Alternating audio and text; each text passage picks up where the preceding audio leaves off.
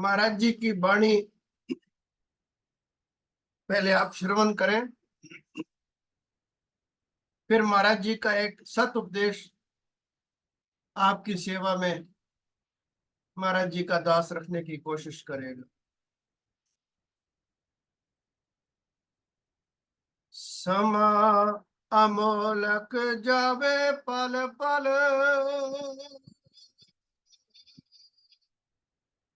अंत की रास संभाल।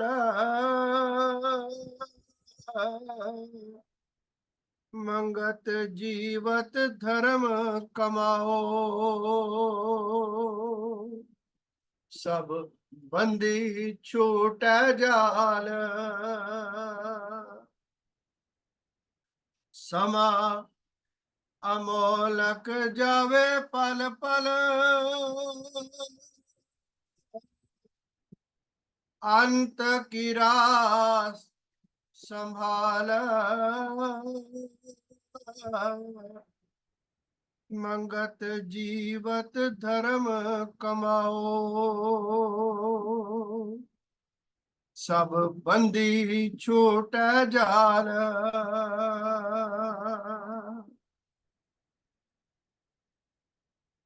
तुम बेअंत परमेश्वर मेरा,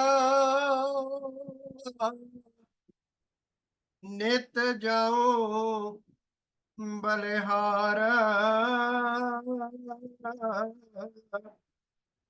अचरज कौतक जगत का रचया, सत कादर करतार।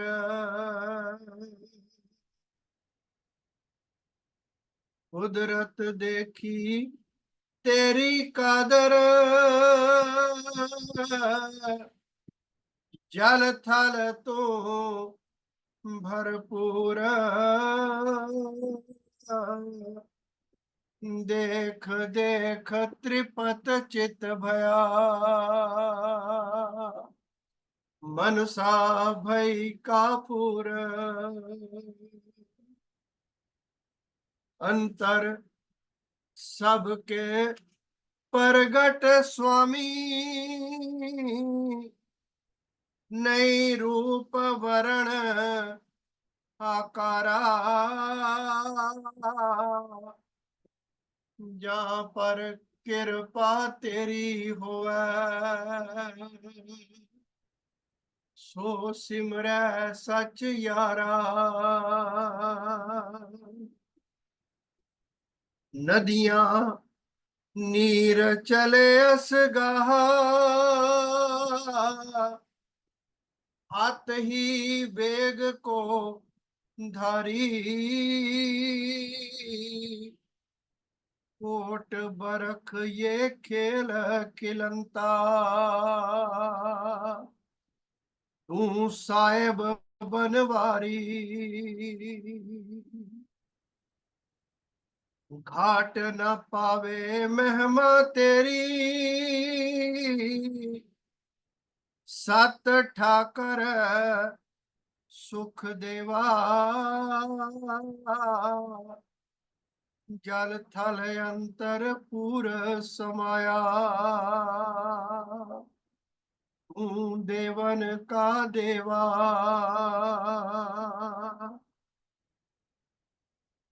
तपन बुझावे शीतल कर, रूप धार उपकारी। ए विद जीवन जग में पावे,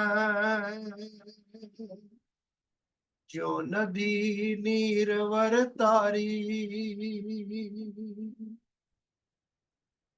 अपना आप त्याग कर, तू पर सुख देवण ताई। धूड़ रमावे जगत की, तब पर से सुख थाई।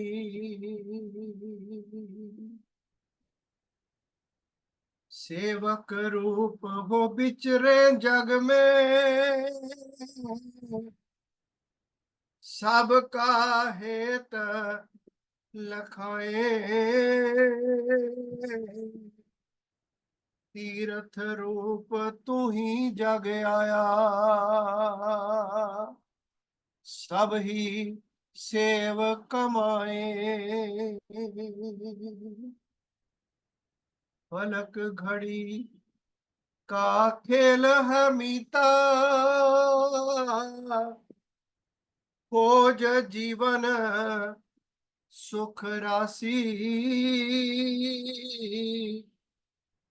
पर उपकार मार्ग को सोदो, सब भर मन मिटै 84। ओगण कारी मनुआ धोयो, निमख निमख पलसार।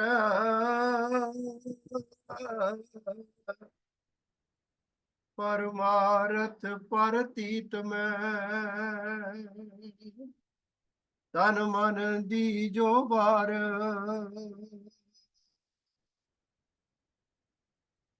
सतगुरु से साध की संगत, साचा नाम विचारो। तन मन धन तीनों को अर्पो, पर की सेवा थारो। मानुष जन्म अमोलक जग में, नित खोजो कल्याण। अंत काल सब भय बिछोड़ा, जब हुए धूड़ समान। उठत बैठत भज गोविंदा,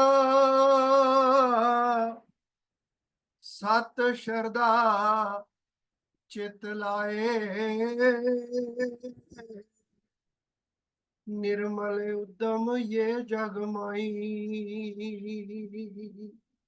संत वेद बतलाए। साचा तीर्थ पर की सेवा, निष्काम भाव चितधारी। मंगत जिस जन जुगत कमाई, तिस चरण बलिहारी। साचा तीर्थ पर की सेवा, निष्काम भाव चितधारी। मंगत जिस जन जुगत कमाई, इस चरण बलिहारी। ओम ब्रह्म सत्य सर्वयाधार।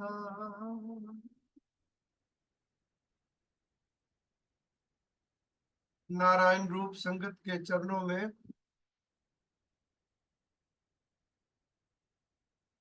माफी की प्रार्थना करता हूं। जैसी वाणी थी महाराज जी की, उस तरह नहीं पढ़ सका, गले ने साथ नहीं दिया।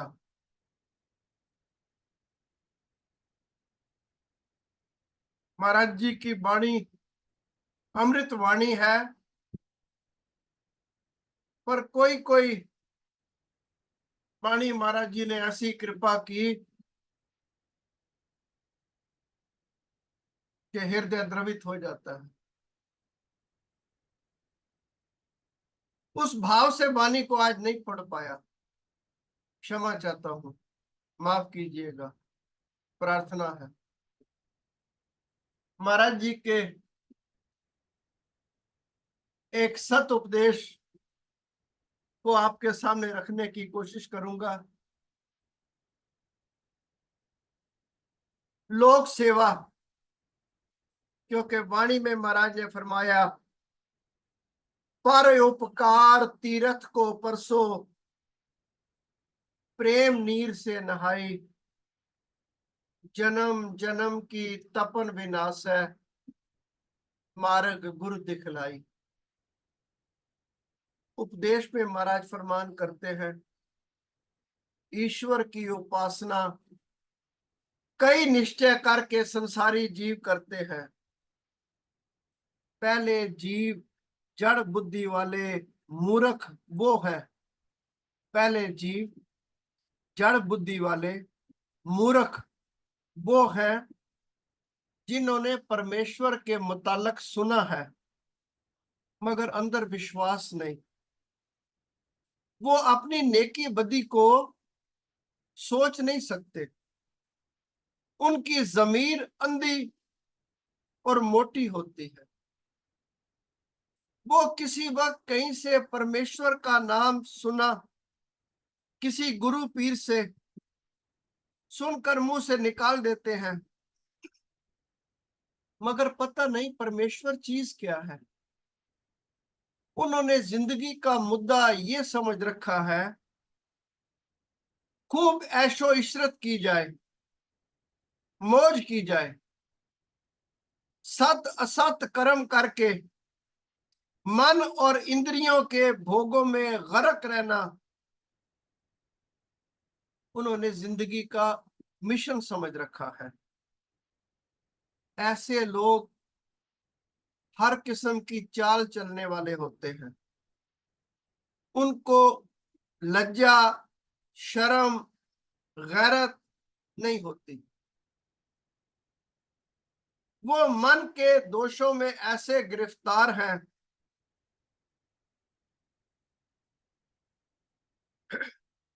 हर वक्त दुराचार करके फिर कहते हैं कि हम सफेद पोश हैं। महाराज फरमान करते हैं, वो मन के दोषों में ऐसे गिरफ्तार हैं, हर वक्त दुराचार करके कहते हैं हम सफेद पोश हैं, हमने कोई गुनाह नहीं किया। ऐसी सूरत वालों को चंडाल का दर्जा दिया गया है। महाराज जी पहली श्रेणी में जो लोग आते हैं उनका जिक्र कर रहे हैं, मेरे जैसे उन्हीं में से हैं। महाराज का हुक्म है, ऐसी सूरत वालों को चंडाल का दर्जा दिया गया है। वो लोग हमेशा बेवफा होते हैं, किसी से हमदर्दी करने वाले नहीं होते, साक्षात राक्षस बुद्धि वाले वो पुरुष हैं। उनका कोई इलाज नहीं। महाराज कहते हैं कि जो पहली श्रेणी में आते हैं, जड़ बुद्धि राक्षस बुद्धि, उनका कोई इलाज नहीं, उनका कोई गुरु पीर भी नहीं। गवर्नमेंट ही उनको कोई दंड दे तो दे, या कुदरत कर्म दंड दे सकती है। दूसरे दर्जे के जीव वो हैं जिन्होंने रब के मुतल्लक सुना है, वो ईश्वर को मानते हैं, मगर इसलिए कि संसार के सुख मिले, संसार की संपदा मिले, धन मिले, वो स्वार्थ की खातिर रब को याद करते हैं। दात प्यारी विसरिया दातार, वो उन लोगों में से है। वो रब को याद करते हैं, कुछ कुछ खुशामद भी करते हैं, 2-4 साल भजन बंदगी भी करते हैं, संसार का सुख होने लगा, उनकी रूह उस तरफ लगी रहती है। अगर संसार की गर्दिश आ गई, भजन बंदगी छोड़ देते हैं। कहते हैं हमें भजन बंदगी से क्या मिला? जो लोग बुरे काम करते हैं, धोखे करते हैं, वो फल फूल रहे हैं। लेकिन जो अच्छे काम करते हैं, भजन भी करते हैं, फिर भी वो दुखी हैं।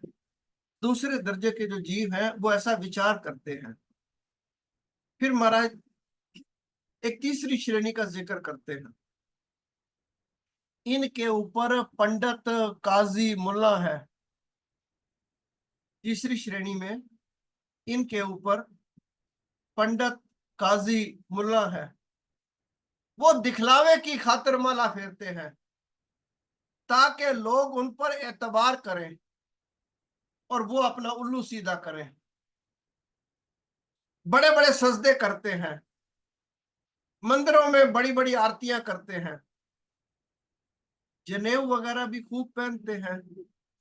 जरा सा कपड़ा किसी को छू गया, फौरन स्नान करते हैं, कपड़े धोते हैं, लकड़ियां तक वो धोकर जलाते हैं।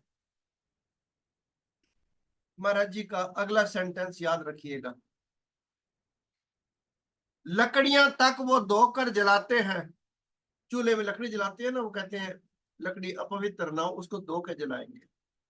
मगर जानवरों को पर और बाल सहित हड़प कर जाते हैं।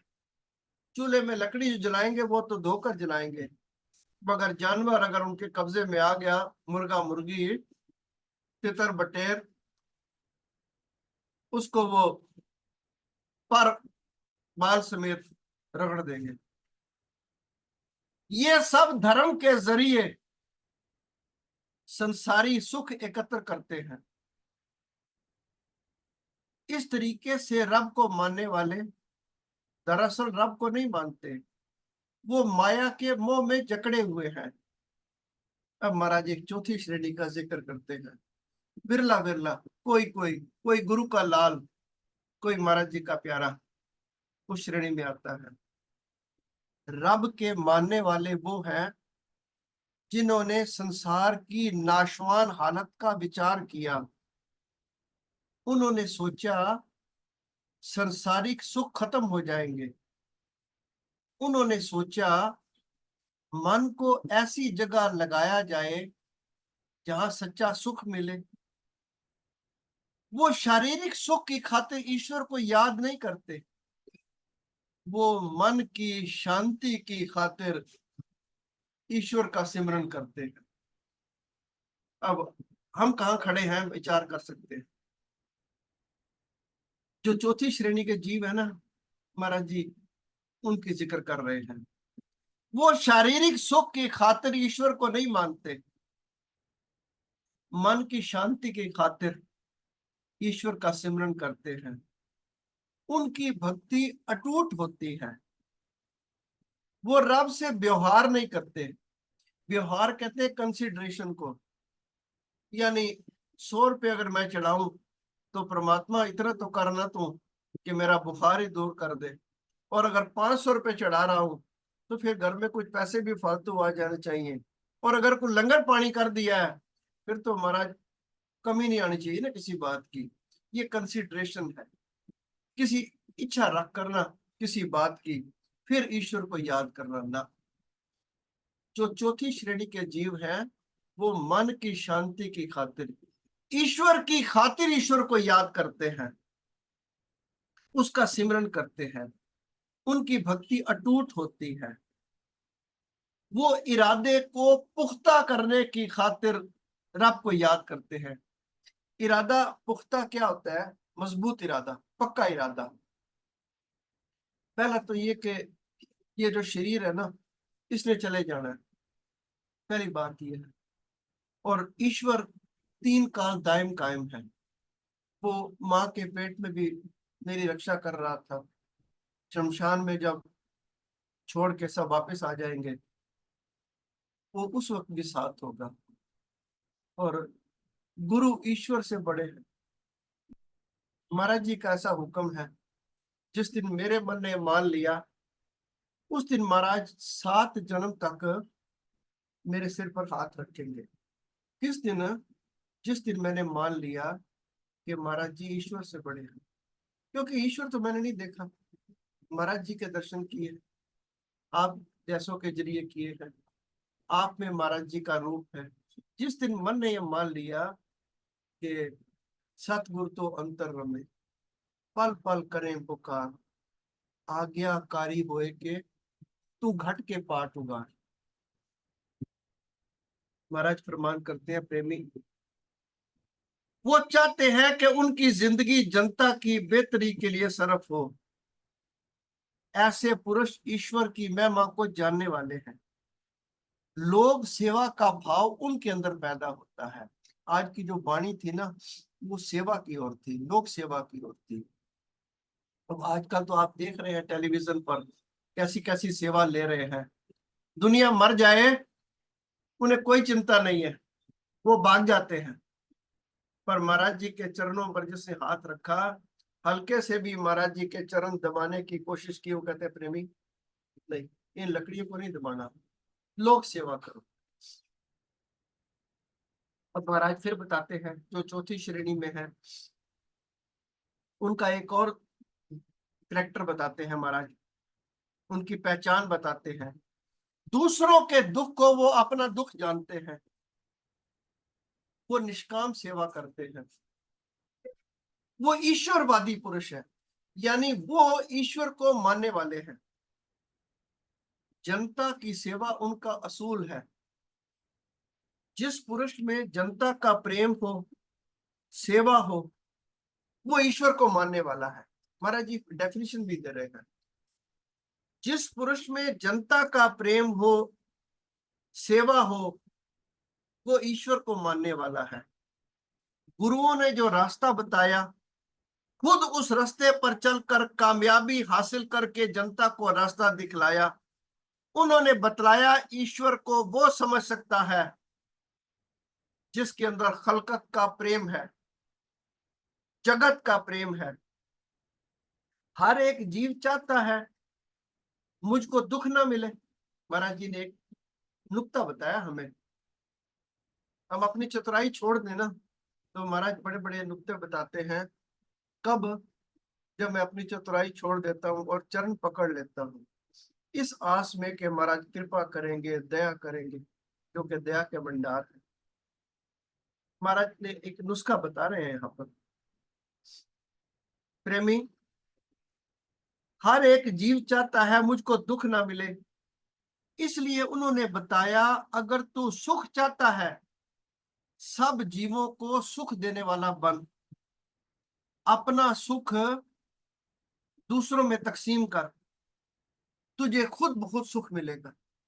अपने सुख को तू दूसरों में बांटेगा, उनके दुख में शरीक होगा, तुझे खुद बहुत सुख मिलेगा। कौन कह रहा है?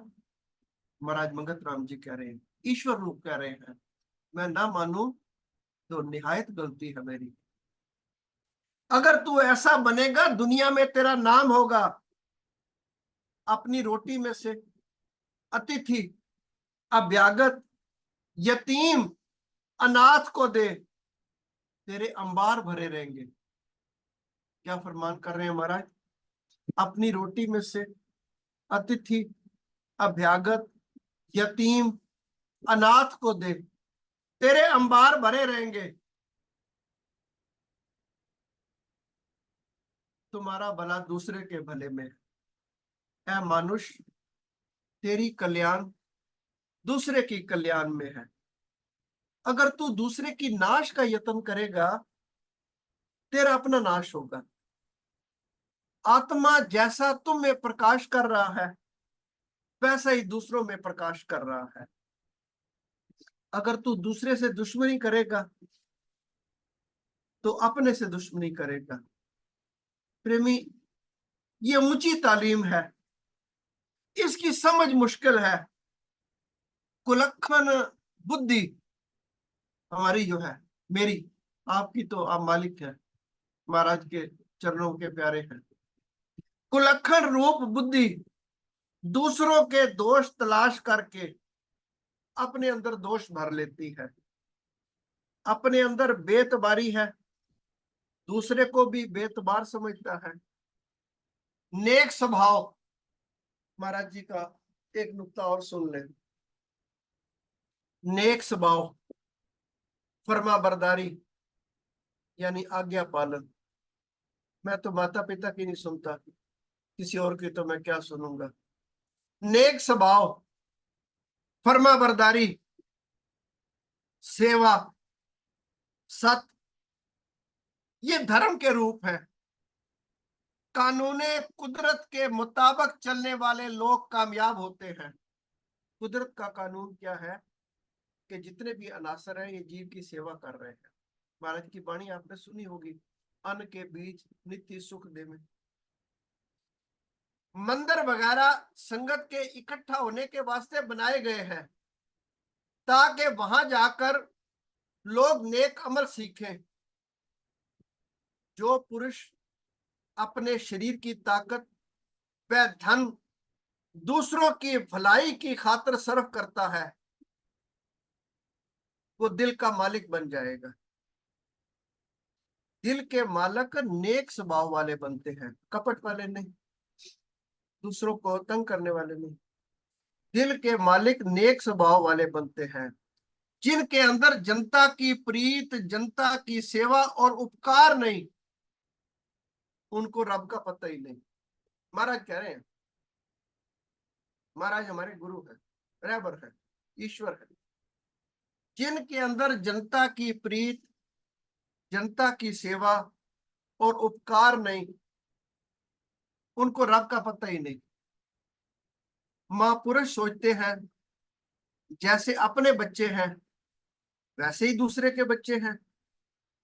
क्या हम ऐसा सोचते हैं? ना। महापुरुष सोचते हैं जैसे अपने बच्चे हैं वैसे ही दूसरों के बच्चे हैं, वो उनकी भी सेवा करते हैं। एक दफा स्वामी राम तीर्थ एक गांव से गुजर रहे थे। देखा एक औरत रो रही है। रोने का सबब दरियाफ्त किया, यानी कारण, क्यों रो रही है। स्वामी राम तीर्थ को दया आई, उन्होंने पूछा पता करो ये माता क्यों रो रही है। उस औरत ने बतलाया मेरा बच्चा मर गया। स्वामी राम तीर्थ एक बच्चे को पकड़ कर ले आए, उसी औरत के सामने खड़ा करके कहा देख बच्चा जिंदा है, तू कहती है मर गया। उस औरत ने जवाब दिया ये मेरा बच्चा नहीं। स्वामी राम तीर्थ ने कहा तू मेरे को रो रही है, बच्चे को नहीं रो रही। अगला पैराग्राफ महाराज जी का। जो जीव औलाद की सेवा में लगे रहते हैं, लोक सेवा की तरफ रागब नहीं होते, यानी उधर कदम नहीं उठाते, उधर नहीं चलते। जो जीव औलाद की सेवा में लगे रहते हैं, नेक